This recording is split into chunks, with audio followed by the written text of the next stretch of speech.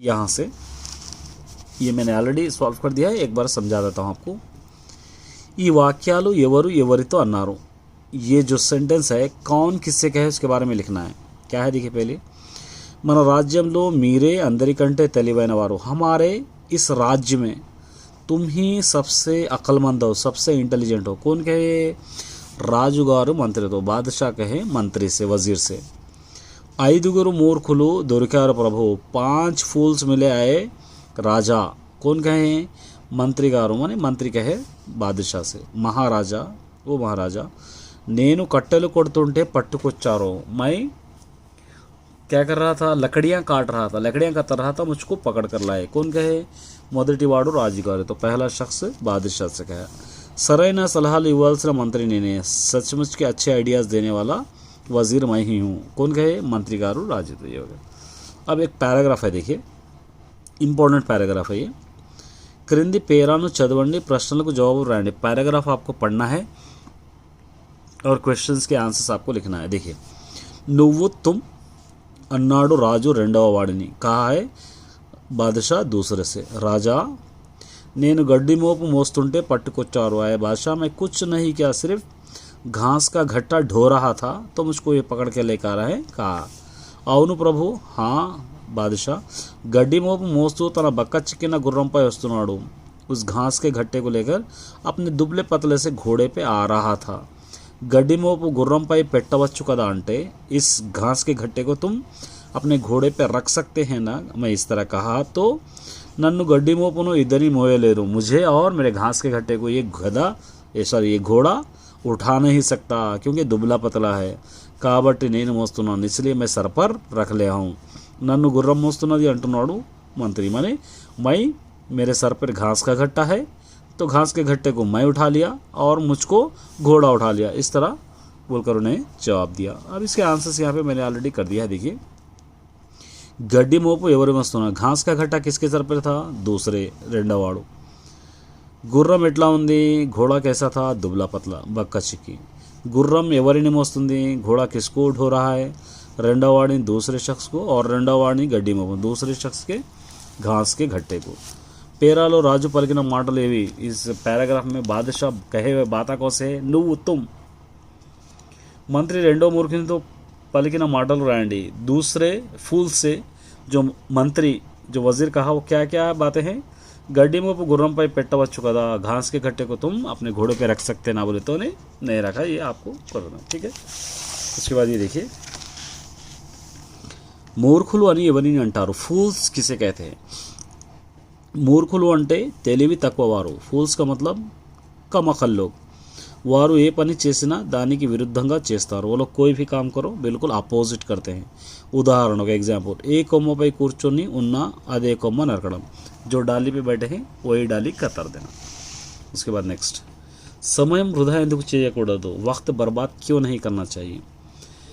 అనుకొని లేదా అనవసరాల వాటికి సాధించడానికి సమయం వృధా చేయకూడదు, माने चाहकर भी या बेकार चीज़ों के पीछे हासिल करने के लिए पीछे पड़कर अपना वक्त बर्बाद नहीं करना चाहिए।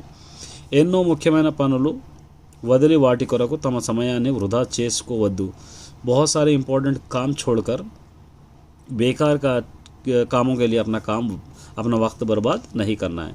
సమయం చాలా విలువైనది, वक्त बहुत ही इम्पोर्टेंट है।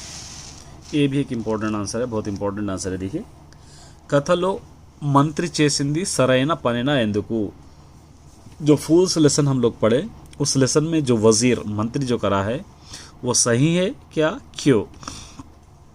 देखिए यहाँ पे, ఎన్నో ముఖ్యమైన పనులు విడిచిపెట్టి మూర్ఖులను ఏరి తీసుకొని రమ్మనడం మూర్ఖత్వమే కదా।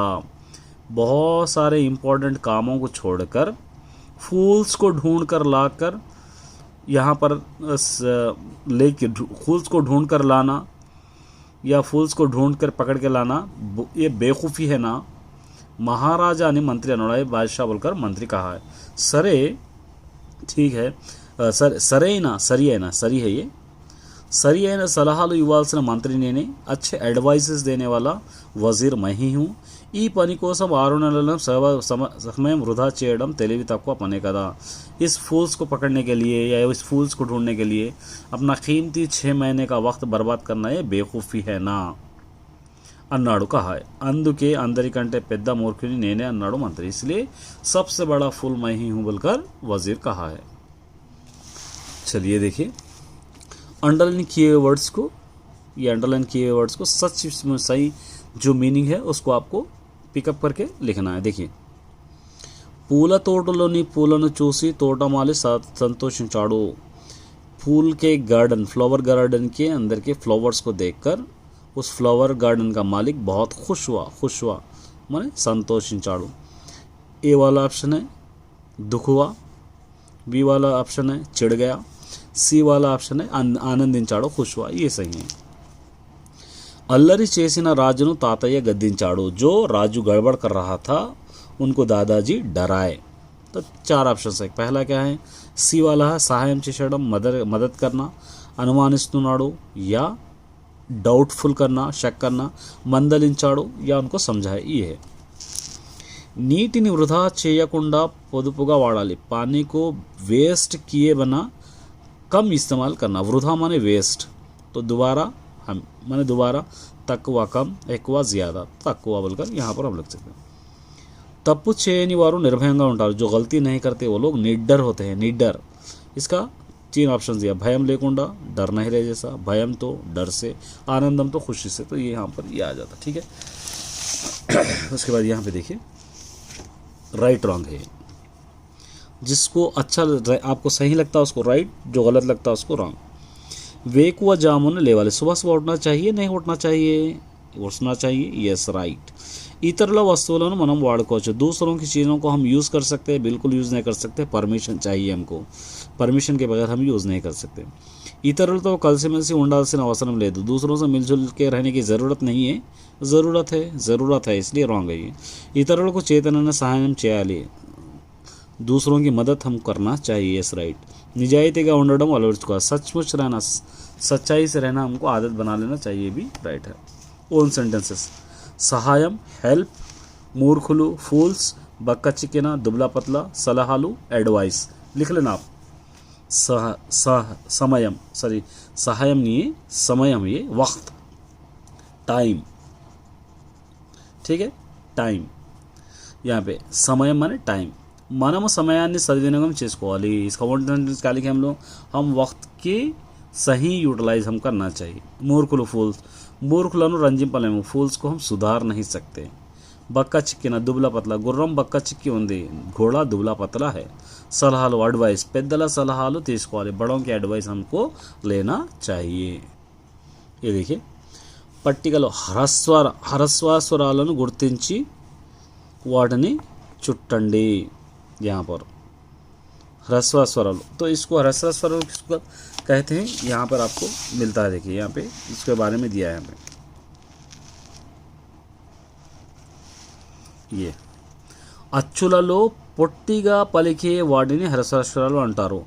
అచ్చులు में जो बिल्कुल तलकट्टू रहता सिंपल बुलाना उसको हम लोग इसका अक्षर हसरा मतलब तलकट्टू, ख ये गा ये चा ये हसा एक पूरे ह्रस्वालु है ये। उसके बाद दीर्घालु अलग रहते उसको अंदर यहाँ पे देखिए ये ल की नु हसवालु, ये दीर्घ मा इसको आ तो जो सा जो जिसको भी तलकट हो पूरों को सर्कल डालना है वो आपको लिखना है। ठीक है, ये था आपका ग्रामर। All the best.